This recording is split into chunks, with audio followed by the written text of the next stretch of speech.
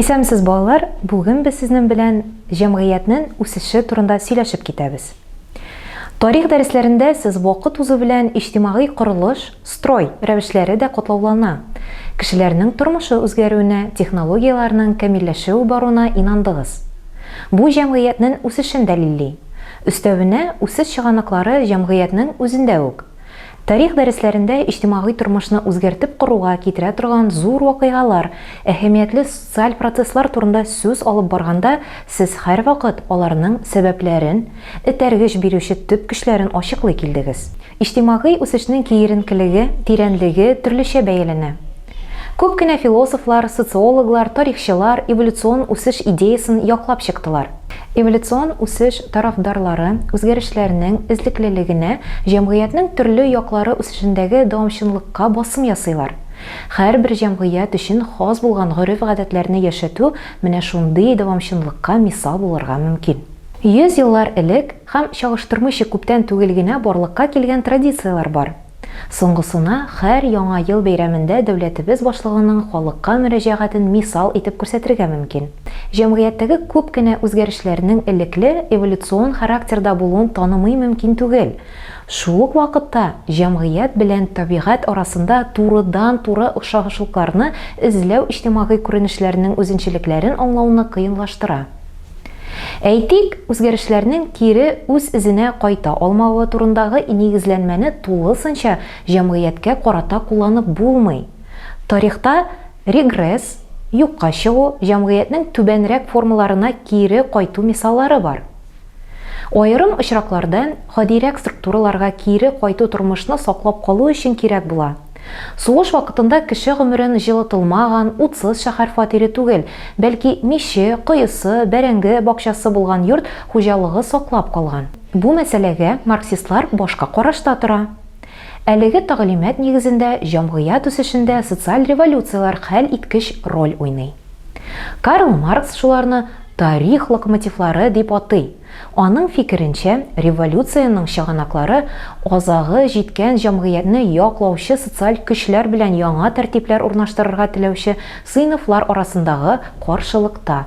Революция барышында алдынгы сыйныф иске стройны җимереп, хакимиятне үз кулына ала һәм җәмгыятьнең барлык өлкәләренә инде тамам җитлеккән үзгәрешләрне кертә. Шул рәвешчә, җәмгыять үсешендә яңалыклар китереп чыгара торган сыйфатлы ыргылыш барлыкка килә. Теория шактый абстракт булып тоела. Әмма тарих курсыннан белүегезчә, революциялар реаль вакыйгалар. Алар күп кенә илләрдә булган һәм еш кына шундагы тәртипләрне тамырдан үзгәрткән. Кайбер революцияларны бөек дип очраклы гына атамаганнар. Аларны искә төшер. Әмма революцион үзгәрешләр зур әһәмияткә ия булсалар да, җәмгыятьнең киң мәсьәләләре мәнфәгатьләренә һәр вакытка да җавап бирә алмаган. Кайчак революция башлап йөрүчеләрнең үзләренең үк өметләрен акламаган. Еш кына революцион хәрәкәтләр һәм яңа хакимиятләр сәясәте җәмгыятьтә революциягә кадәр булган кыенлыкларын арттыра гына, үзләренең шәфкатьсезлеге ягыннан элеккеге режимнардан да яманрак диктатуралар урнаша. Социаль революцияларның шушы сыйфатлары тарихчыларны һәм политологларны революцияларның уңай ролен сакланыбрак бәяләргә, сәясәтчеләрне революцияларга өндәгән очракта да аның граждан сугышына китерми торганнарына һәм лидерларның диктаторлыкка омтылышы булмаганнарына гына өндәргә этәрә. Хәзерге фәндә җәмгыятьнең эволюцион үсеше теориясе һәм сыйфат үзгәрешләренең китереп чыгаручы ыргырышлар үзара каршылыкка керми, бәлки берсе икенчесен байыта гына. Соңгы 2-3 гасырда иҗтимагый үзгәрешләрнең тизләнеп китүе аларның аермачык закончалыкларының берсе. Социологлар социаль үзгәрешләр тизләнү тенденциясын түбәндәге хисаплаулар аша тасвирлый. Әгәр кешелек тарихын бер тәүлек, ягъни 24 сәгать дип күз алдында китерсәк, игенчелек 23 сәгать 36 минутта, цивилизация 23 сәгать 57 минутта, хәзерге заман җәмгыятьләре 23 сәгать 59 минутта 30 секундта уйлап табылган булып чыга.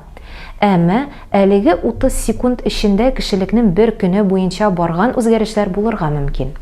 Тирә-ягыгызга карагыз. Көндәлек тормышта сез куллана торган әйберләрнең күпчелеге узган гасыр урталарыннан да иртәрәк җитештерелмәгән. Реформалар һәм реформаторлар. Зур яисә кечкенә үзгәрешләр җәмгыятьтә туктаусыз бара. Бу аның объектив сыйфаты, моны гасырлар дәвамында үзгәрешсез калырлык итеп йозаклап куярга омтылучылар да хәтта туктап алмаячак. Җәмгыятьтә аңлы рәвештә үзгәртүнең икенче формасы – реформалар. Реформа революциядан иҗтимагый мөнәсәбәтләргә йомшаграк йогынты ясавы, шулай ук хакимият тарафыннан уйланган һәм оештырылган булуы белән аерыла. Революцияларны халык күтәрелеше түбәннән хәрәкәт дип санау кабул ителгән. Реформалар исә өстән уздырыла. Хакимият органнарына кергән яисә үзгәрешләр зарурлыгын аңлаган хакимият билгелеген куйган кешеләр төркемнәре реформаларның төп юнәлешләрен һәм характерын, уздыру чараларын, ысулларын күрсәтә. Үзгәртү карауларының мөмкин булган нәтиҗәләрен анализлый. Шушы нигездә хакимият үзгәрешләргә этәрүче карарлар, патша манифестлары, президент указлары кабул итә. Сүзлекләрдә реформаны еш кына дәүләт строен саклап калган хәлдә җәмгыять тормышының нинди дә булса берәр ягын үзгәртү дип аңлаталар. Әмма төрле илләрнең тарихыннан иҗтимагый тормышның нигезе үзгәрүгә китергән реформалар да булуы мәгълүм. Тарих фәне курсыннан белүегезчә, безнең илдәге тормыш рәвешенә, иҗтимагый мөнәсәбәтләргә җитди яңарыш керткән реформаларга Петр патша тарафыннан 18-нче гасырның беренче чирегендә уздырылган үзгәртеп карауларның кертергә мөмкин. Реформаларның беренче этабында күпчелек халык тормышында яхшы якка түгел, киресенчә, начар якка үзгәрешләр килеп чыга. Таркаулык, элекеге элемтәләр юкка чыккан, яңалары әле урнаштырылмаган. Реформалар уздыручыларның эзлекле эшчәнлек алып бармавы, яңартып коруга тотылачак акчаны яңга калдыру өчен кайышларны кыса төшү кирәклеге үзен сиздерә. Яңа тормыш шартларына җайлашу аеруча өлкәннәр өчен бердә җиңел булмый. Төрле дәүләтләрнең мәшһүр реформаторлары исемнәре тарих сахифәләрендә сакланса да, замандашларының аларны яратмавы мөгаен шуңа бәйләнгәндер. Хәзерге җәмгыять үсешенең үзенчәлекләренең берсен аның тизлеге сизерлек артуын без билгеләп киткән идек инде. Җәмгыять үсешенең икенче мөһим үзенчәлеге аның глобальләшүе.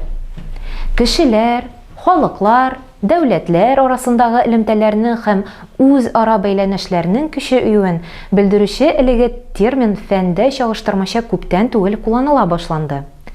Глобальләшү тормышының төрле даирләрендә бара, әмма барыннан да бигрәк ул икътисад өлкәсендә кагыла. Милли компаниялар халыкара трансмилли корпорацияларга берләшәләр. Булар продукцияларның үзләре өчен аеруча зур файда китерерлек төбәкләрдә җитештерүне оештыралар. Финанс базарларында глобальләшү тагын да киң таралыш алды.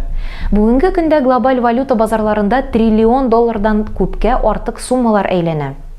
Финанс операцияларының киң колаш җәюе һәм глобальлеге күпчелек очракта бары компьютер экраннарында цифрлар белән күрсәтелгән электрон акча барлыкка килү нәтиҗәсендә мөмкин булды.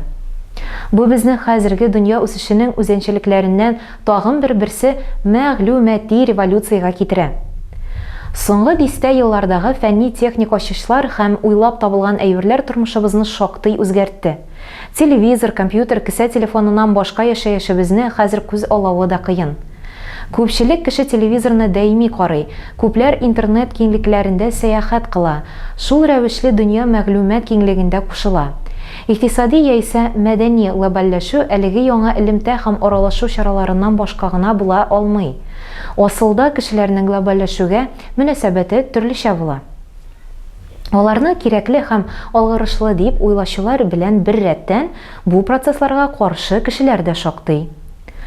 Аларның кайберләре глобальләшүгә каршы булуын белдереп, шау-шулы ризасызлык акциялар уздыралар. Моның өчен дөнья державалары лидерлары очрашкан яисә халыкара оешмаларының халыкара валюта фонды, бөтен дөнья сәүдә оешмасы конференциялары үткән урыннары аеруча кулай күрәләр. Глобальләшүгә мондый капма-каршы мөнәсәбәт аның нәтиҗәләре каршылыклы булуга бәйле. Аларның кайберләрен карап китик. Глобальләшү һичшиксез җитештерүнең үсүенә фәнни-техник алырышка этәргеч бирә. Әмма моның җимешләреннән гадәттә икътисади үсеше алга киткән илләр татый.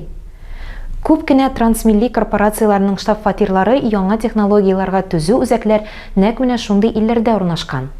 Нәтиҗәдә алдынгы илләр белән әле үсештәге илләр икътисади арасында аерма артта гына бара. Мәдәният өлкәсен алыйк. Хәзерге заман элемтә чараларыннан файдалану нәтиҗәсендә бүген дөньяның теләсе кайсы почмагында миллионлаган кеше телевизор кабызып танылган опера җырчыларын концертын тыңлый, балет спектакле премьерасын карый, Эрмитаж һәм Луврдагы күренекле әсәрләр белән таныша. Шуның белән бергә шул ук техник чаралар аша йортларыбызга башка төрле мәдәни продуктлар, көч куллану, җәбер, золым күренешле белән тулы боевиклар, куркыныч фильмнар, очсыз-кырыйсыз реклама поп музыкантлары видеоклиплары үтеп керә.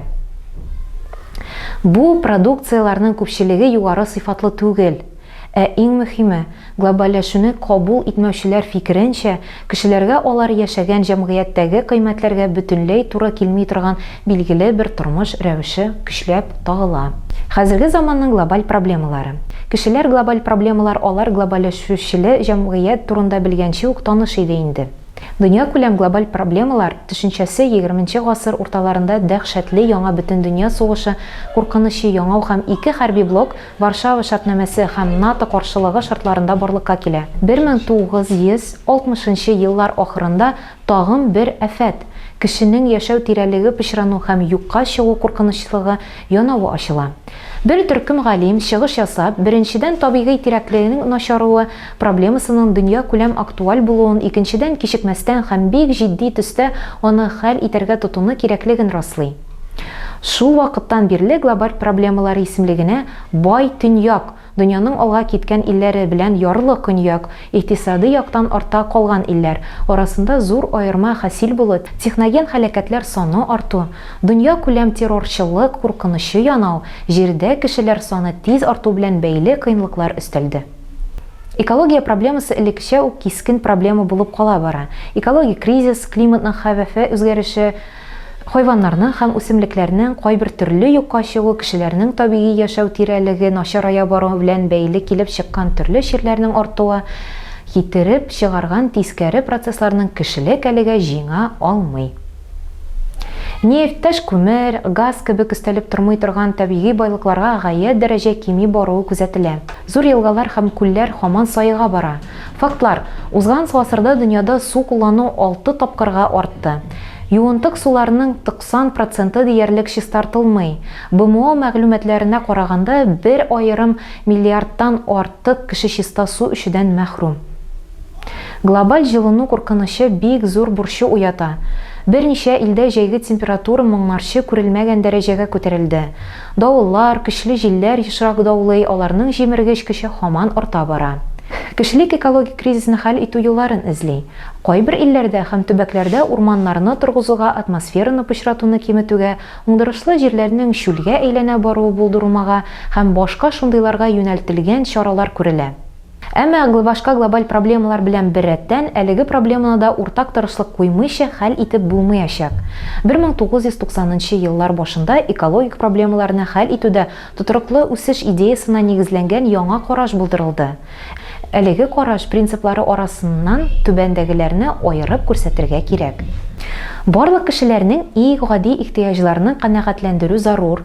Экологик кризисның иң төп сәбәпләренең берсе хәерчелек. Зур матди байлыкларга ия булган затларының яшәү рәвешен, аерым алганда энергия куллануга кагылышы ихтыяҗларын, планетаның экологик мөмкинлекләренең чыгып карарга кирәк. Халык санының арту күләме һәм тизлеге җирнең үзгәртеп торган экологик системасы мөмкинлекләренә туры килергә тиеш. Кешеләрдән бу планета ресурсларының шикләнгән булуын тану һәм моны исәпкә алып, үзләренең тормыш рәвешен үзгәртә таләп ителә. Җәмгыятьнең үсеше темасы буенча теория өлешебез тамам. Практика өлешендә күрешербез.